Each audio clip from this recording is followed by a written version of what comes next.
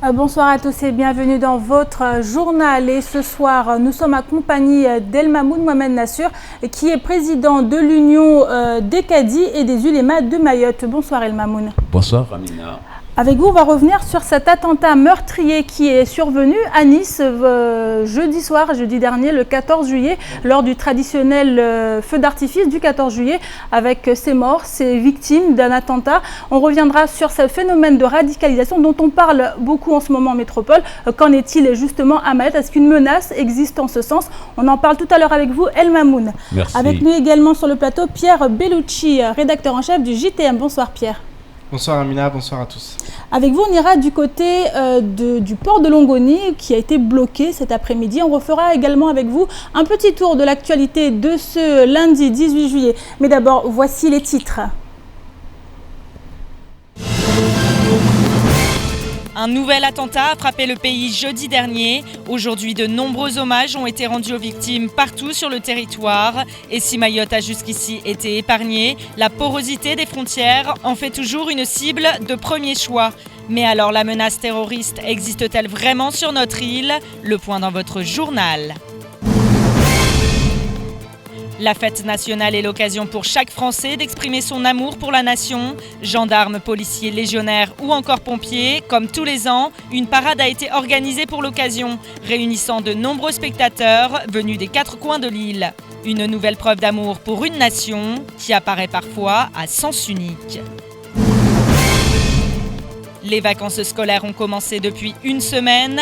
Cet été, les jeunes ont la possibilité de s'occuper dans les 92 centres et séjours pour mineurs de Mayotte. Cirque, théâtre, canoë, danse et autres activités, les structures proposent des animations plus que variées. Nous avons souhaité faire un focus sur le séjour proposé par deux associations. Reportage à la fin de cette édition. Jeudi 14 juillet dernier, la France a vécu un nouvel attentat meurtrier. Après Paris le 13 novembre 2015, c'est la ville de Nice qui a violemment été frappée par une attaque terroriste. Un homme au volant d'un camion de 19 tonnes s'est introduit sur la promenade des Anglais, tuant tous ceux qui se trouvaient sur son passage. Bilan, plus de 80 morts et des centaines de blessés, dont plusieurs enfants toujours dans un état grave. Depuis ces événements, la crainte d'une nouvelle attaque est dans tous les esprits, ce qui nous amène à nous poser cette question. La menace existe-t-elle également ici à Mayotte? Élément de réponse dans ce reportage signé Abbas Alidi, Pierre Bellucci et Leslie Limney. L'horreur, encore, à Nice cette fois, sur l'une des plus belles avenues du monde, une promenade qui jeudi aura pris des allures de champ de guerre. La faute à un homme, un soldat aux ordres de l'État islamique. À Mayotte, l'heure était au recueillement ce midi dans les jardins de l'hôtel du département, car le devoir de mémoire se doit d'être respecté, que ce soit à Mayotte, mais également dans le monde entier. C'est un devoir de mémoire pour tous les enfants de la France, que l'on se trouve à Paris ou que l'on se retrouve à Cayenne ou que l'on se trouve à Saint-Denis de la Réunion ou à Mamoudzou à Mayotte. Mayotte, c'est la France. Et ce qui s'est passé à Nice, ça a touché tous les Français, et même au-delà des Français, puisque j'ai vu que l'hommage était mondial. Et donc, Mayotte, département français, ne pouvait pas être à reste. Et donc, c'était très émouvant. C'était une obligation de le faire. Une obligation dans un pays confronté à une guerre qui ne semble faire que commencer.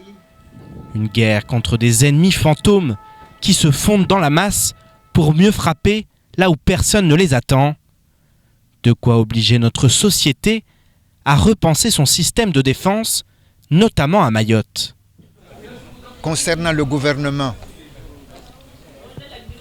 la mesure fondamentale à prendre, c'est de renforcer évidemment les renseignements. Les renseignements, cette fois-ci, non seulement à l'échelle nationale, mais à l'échelle européenne, voire à l'échelle internationale. S'agissant de Mayotte, nous ne sommes pas loin de la Somalie qui reste un foyer du terrorisme, un foyer de l'islamisme radical. nous en sommes qu'à quelques centaines de kilomètres de cette région et que donc le terrorisme peut aussi frapper chez nous. Les frontières poreuses du département en font une cible de premier choix qui réclame une attention toute particulière des autorités.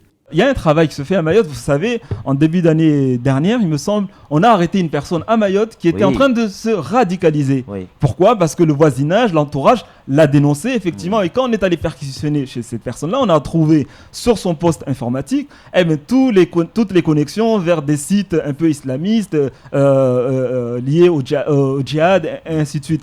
On a un travail de terrain à faire, effectivement, et les cadis, la population sont là pour, effectivement, alerter les autorités sur certaines pratiques dans certaines mosquées, effectivement, à Mayotte. Le terrorisme est presque à nos portes. On nous parle de Madagascar, où effectivement il y a une forme de terrorisme qui est en train de se créer. On nous parle des Comores, où effectivement c'est une passoire, des éléments arrivent de toutes parts et qui peuvent venir à Mayotte très facilement. Effectivement, il y a une coopération également à jouer dans ce sens-là, où si on n'agit pas aujourd'hui, tôt ou tard, malheureusement, et j'espère que ça n'arrivera jamais, mais tôt ou tard, on aura ces éléments-là sur le territoire avec les craintes qu'on peut avoir. À Mayotte, la menace semble être prise en compte, même si la vigilance doit rester de tous les instants. Le fameux Rahachiri, il faut que ça se traduise dans les actes. Et donc, nous disons aux Mahorais que nous bossons à dessein. Nous bossons pour leur sécurité. C'est pour ce qui nous concerne à nos départements. Ce sont des choses au-delà même de la répression et bien la prévention. Ce sont les dispositifs liés à la parentalité. Ce sont toute la question liée à l'enfance avec les mesures qui sont préconisées, le schéma de l'enfance que nous travaillons. Donc des choses très concrètes comme ça qui sont à mettre en place et nous y travaillons avec l'État parce que la sécurité dans l'absolu c'est quand même une mission régalienne de l'État et nous à notre place pour ce qui nous concerne eh bien nous allons jouer notre partition évidemment. Nos sociétés modernes apparaissent chaque jour plus malades et en proie à des actes inqualifiables au nom de tout et de rien. Car comme dirait le théoricien politique Antonio Gramsci, le vieux monde se meurt, le nouveau monde tarde à apparaître, et dans ce clair-obscur surgissent les monstres. Alors El Mamoun Mohamed Nassur, qui est président de l'Union des cadis des ulémas de Mayotte. On vient d'entendre ces interventions lors de ce reportage où on se pose la question, mais maintenant on a quasiment la réponse. La menace à Mayotte d'un attentat terroriste est réelle. Est-ce que vous confirmez ces propos ? Effectivement, bonsoir tout le monde d'abord. Effectivement, la menace du terrorisme sur l'ensemble de la France, donc du territoire français, est réel. En regardant ce qui s'est passé le 14 juillet, on a vu non pas quelqu'un qui a porté une bazooka, mais qui prend qu'on appelle déjà un camion lourd pour aller écraser des centaines de personnes. C'est inédit. On a jusqu'à maintenant des méthodes finalement qui sont utilisées qui concernaient donc à se faire exploser ou à tirer sur la foule en utilisant donc des armes. Là, on utilise d'autres moyens qui n'ont rien à voir avec les armes classiques utilisées par les terroristes tels qu'on les connaît. Ce qui fait qu'en termes de préparation... Tout à fait. Cela signifie qu'il y a une évolution. Et puis, quand on regarde la personne en elle-même qui, on dit en fait, a été rapidement radicalisée, être rapidement radicalisé n'existe pas. C'est un état, n'est-ce pas, donc, qui habite un individu, nourri par un ensemble de phénomènes de violence qui l'amène un jour à décider, n'est-ce pas, donc, de prendre l'arme qu'il veut pour en principe tuer l'autre. Et passer à l'acte. Et à passer à l'acte. Donc en fait, ce monsieur qui n'a pas été, qui n'a pas agi sous les instructions de Daesh, mais qui s'est inspiré, n'est-ce pas, donc de la méthode terroriste utilisée, c'est-à-dire la tuerie en masse, n'est-ce pas, et qui a été choyé quelque part par Daesh, signifie tout simplement que cette méthode de terrorisme a évolué et peut effectivement se produire dans n'importe quel espace de notre territoire et du monde. Parce qu'on a vu aussi aux États-Unis d'Amérique cette personne qui a pris une mitraillette pour tuer tout le monde en fait, et qui n'était pas aussi sous cette emprise-là, mais son mal-vivre, son situation donnée l'a amené tout simplement à exploser, n'est-ce pas, contre la société. Je disais donc en fait que notre société en réalité est malade. Et on peut donc avoir n'importe qui, n'importe où, n'est-ce pas, donc s'inspirant de ces violences-là, n'est-ce pas, intervenir. C'est pour cela qu'il faut prendre des mesures réelles, n'est-ce pas, donc de maîtriser cette forme de violence qui habite nos enfants, qui habitent des personnes vulnérables, n'est-ce pas, comme celle-ci, pour ne pas s'en prendre à la société et que nous avons aujourd'hui. Alors le profil qui a été dépeint en fait de Mohamed Rajboulel, c'est un profil de personne qu'on peut rencontrer régulièrement dans notre entourage. Tout à fait. Et aujourd'hui, ça complique un petit peu l'appréhension des autorités face à ce genre d'individus. On a beaucoup parlé du fait que la population devait également s'investir, également se mobiliser pour faire face. Alors, il y a 3 aspects là-dessus, finalement, concernant sur votre question. La première, d'abord, c'est comment faire pour lutter contre cette espèce de violence qui peut habiter n'importe qui. Et quand on regarde le profil général, en fait, des personnes qui nous ont attaqués, qui ont attaqué la société française, ce sont généralement des Français. Celui-ci, on dit que c'est un Tunisien d'origine, mais qui a évolué. Mais c'est des personnes qui sont françaises, qui sont nées, qui ont grandi, qui apparemment ils devaient en principe être nourris de la somme des enseignements, n'est-ce pas, pour faire d'elles des personnes qui ont les valeurs de la République et pourtant se sont contournées contre la société. Ça veut dire qu'il y a quelque chose qui ne va pas. D'où donc en fait la nécessité à former des actions formatives de façon à ce que tout le monde, tout Français, regarde la France de la même manière. Mais qu'on n'ait pas tout simplement des Français qui effectivement sont Français parce qu'ils cherchent finalement un lieu d'abri. Il faut un socle commun de valeurs. Voilà, ou qu'on appelle déjà tout simplement un séjour. Ou tout simplement donc un lieu où il peut trouver un travail afin de répondre à ses besoins de tous les jours. Il faut que le fait d'être Français soit nourri d'un ensemble d'actions qui font que ceux qui sont Français soient de véritables Français parce que partageant en profondeur les valeurs qui fondent la République française. Et ça, je le dis encore, nous avons une armée, une belle armée, n'est-ce pas, qui est l'éducation nationale, qui doit aujourd'hui être actionnée pour développer des enseignements en bas âge, qui en fait développe l'enseignement donc, de la citoyenneté. Qui est français? Il faudrait que le français d'origine étrangère, le français pauvre, le français riche, n'est-ce pas, tous ces ensembles de Français que nous constituons, regardions la France, la République française de la même manière, mais que ne soyons pas demain, parce qu'on se sent, on est dedans, mais on se sent étranger. Ça, c'est la véritable bagarre qu'il faut mener aujourd'hui pour amener, n'est-ce pas, donc à la cohésion, n'est-ce pas, face aux valeurs de la République. Ça, c'est une première chose. La deuxième chose fondamentale, les lieux tels que Mayotte, qui aujourd'hui est un lieu français qui, à 98%, n'est-ce pas, est habité par des Français et peut-être à 95 ou 94% des pratiquants.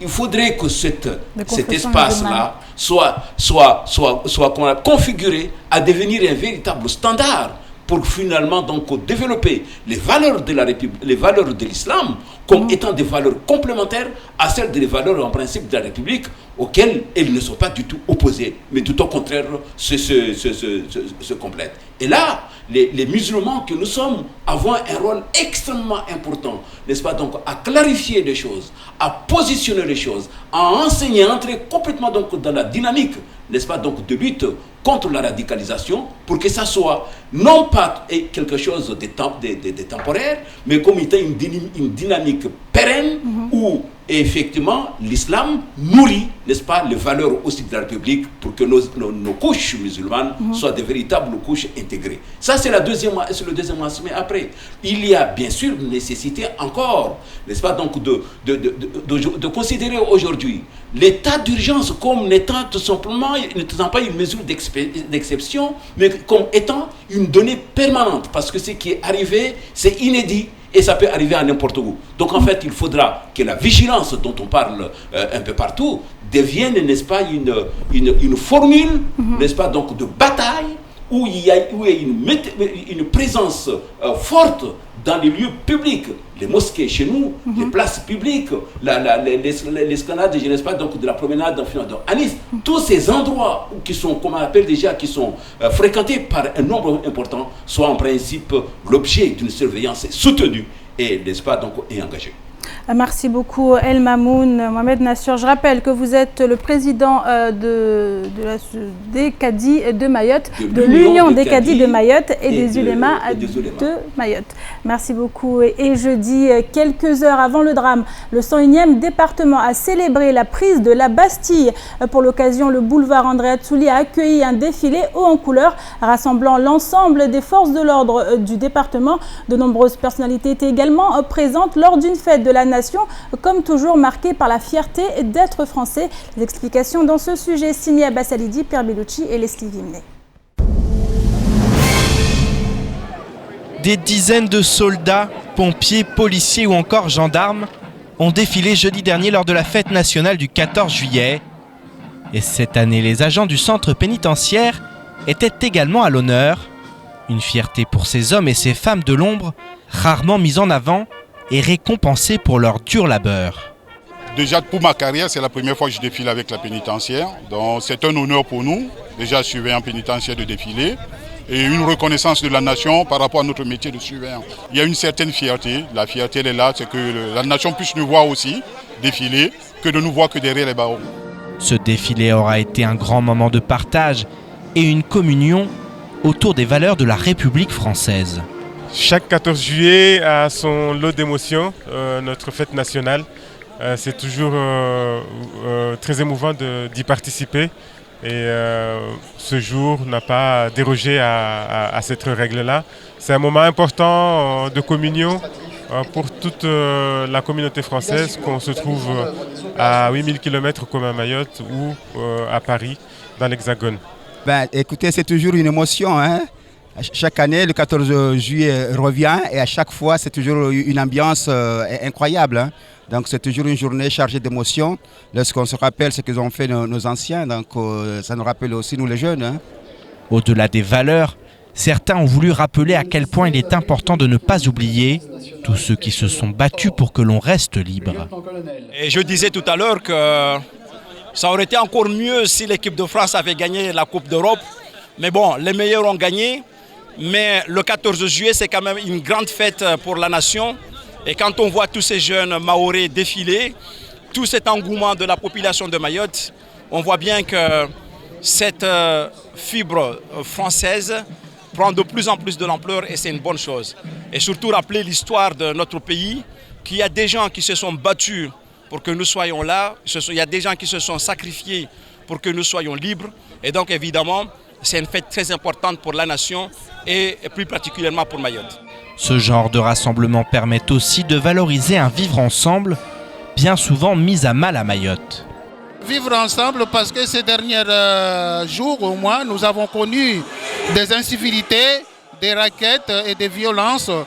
Donc justement, je profite par là pour lancer un appel à la population de Mamoudzou, mais aussi de Mayotte, de se retenir et puis de pouvoir savoir déjà qu'ils sont dans un territoire musulman et d'oublier le passé et de prendre notre chemin pour l'avenir et puis pour nous et les enfants et le monde extérieur. Avec ce défilé, Mayotte aura une nouvelle fois démontré son amour pour la France, un amour que l'actualité fait parfois paraître à sens unique.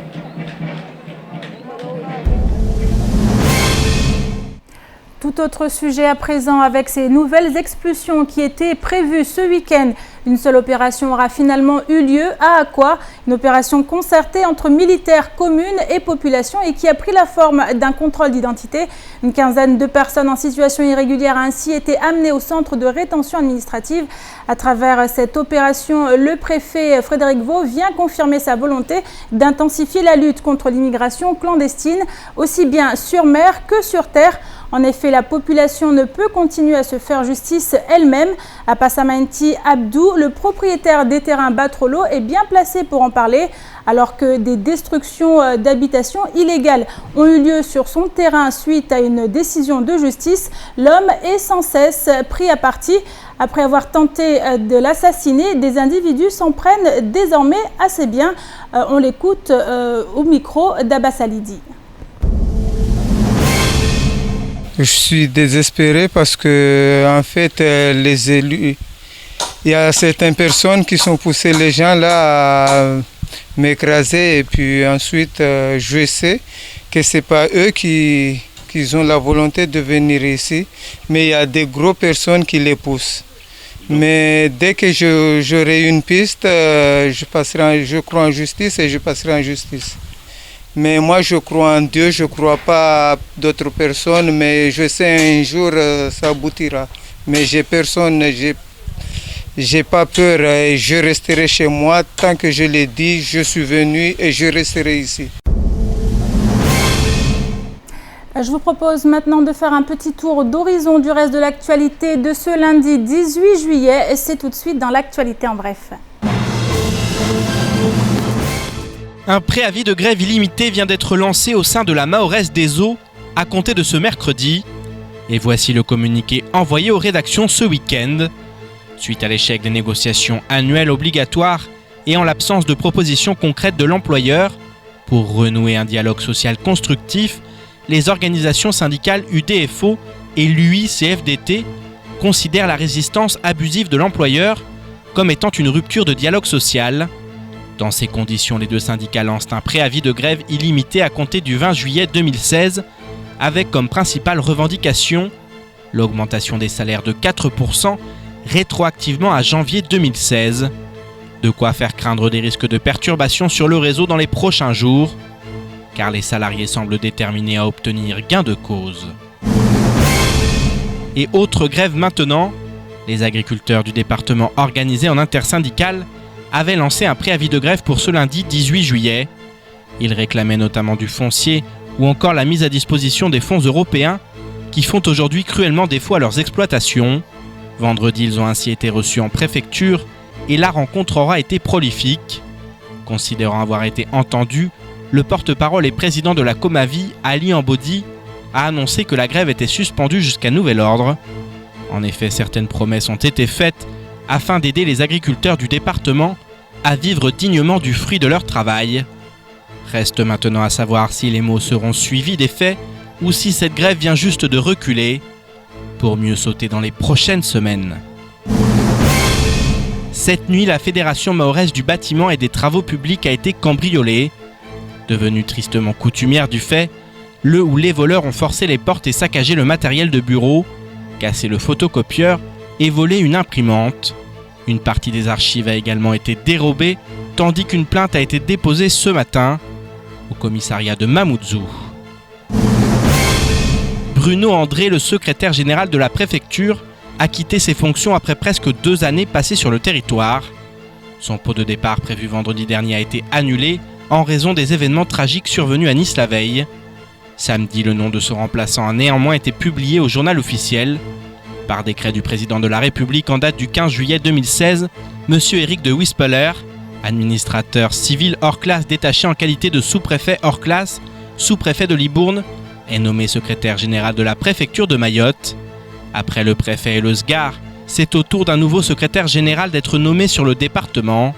Nouvelle preuve s'il en est de la volonté de changer les choses, affichée par le gouvernement.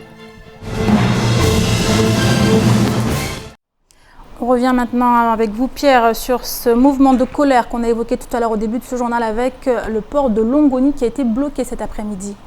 Effectivement, dans l'après-midi, des commerçants se sont rendus au port et ont bloqué. Il y a eu de l'agitation pendant plusieurs minutes. Alors la raison, c'est qu'il y a des containers, des marchandises qui n'ont pas été livrées, pas à temps selon les commerçants. Elles sont arrivées mardi dernier, donc ça fait une semaine, et la colère est montée au fil des jours. Effectivement, aujourd'hui, ils se sont exprimés. Alors la direction d'MCG s'est expliquée. Elle a notamment rappelé que plus de 80 containers sortaient chaque jour du port. Donc effectivement, il y avait peut-être quelques retards, mais rien d'excessif, et tout allait rentrer dans l'ordre. Voilà, on le voit. En tout cas, ça a été une nouvelle fois une colère et une nouvelle fois un mouvement sur le port. Rien de terrible. Après, derrière, il faut sûrement voir le fait que il y a peut-être des difficultés au niveau d'MCG pour décharger. On sait qu'ils ne déchargent pas à la même vitesse que le ferait par exemple la Smart.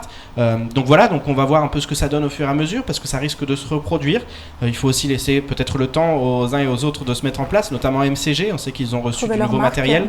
Tout à fait, donc le temps de la prise en main, toutes ces choses. Mais en tout cas, c'est vrai que la colère a été très vive cet après-midi, au point que les commerçants et des transporteurs aussi ont bloqué le port pendant plusieurs minutes. Merci beaucoup Pierre, et on continue avec cet homme disparu en mer depuis samedi après-midi.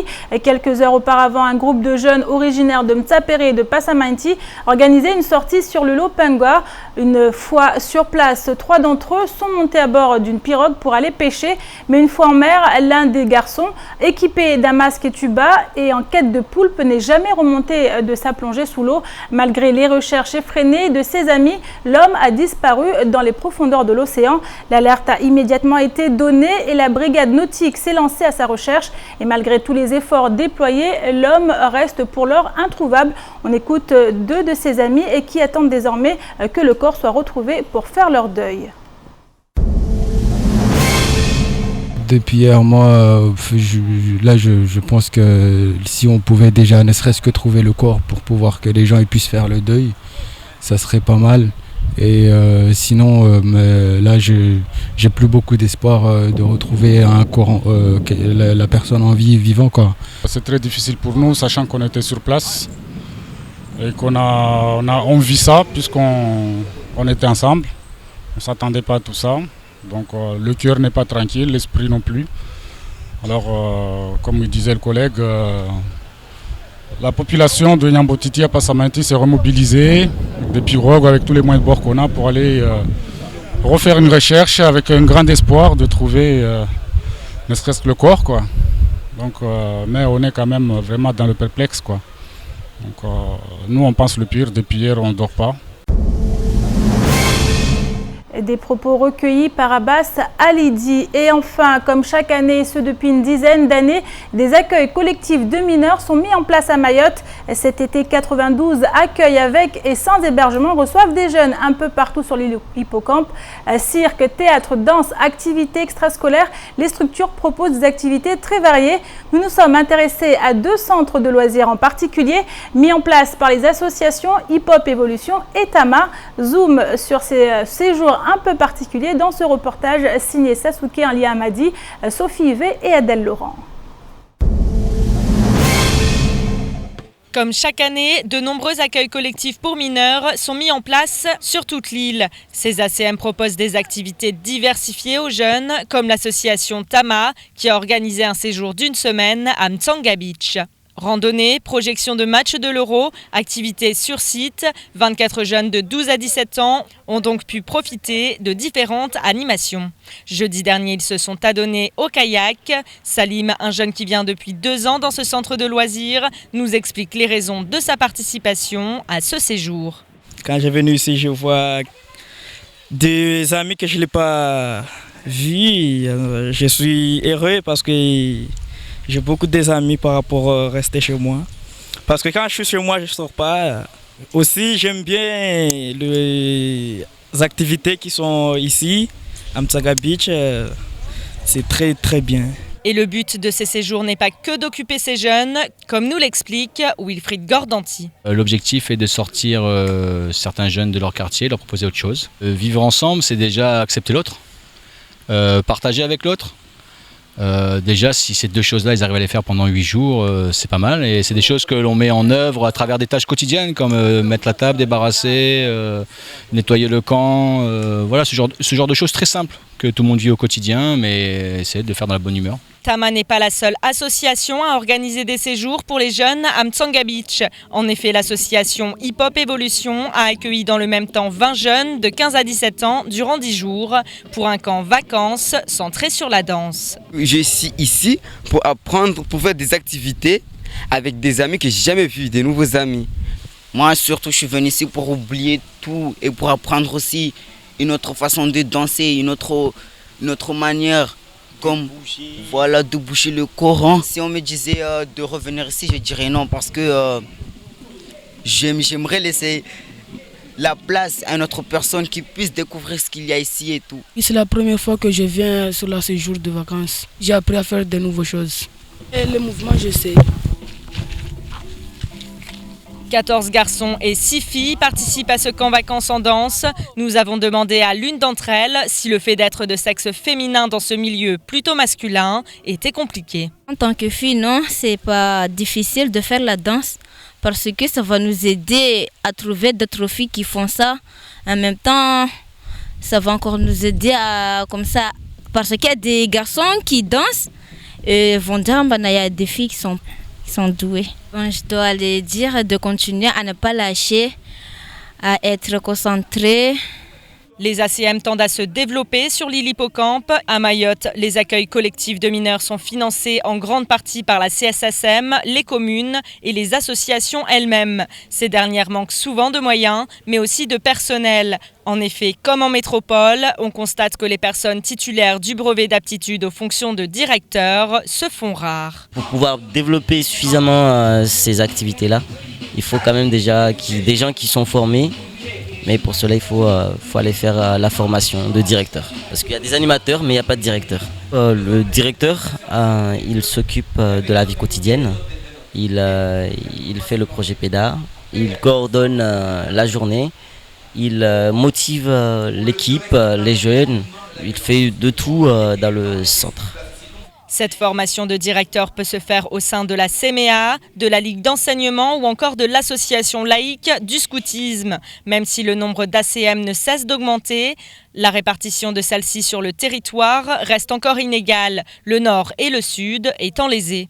Du chemin reste donc à parcourir.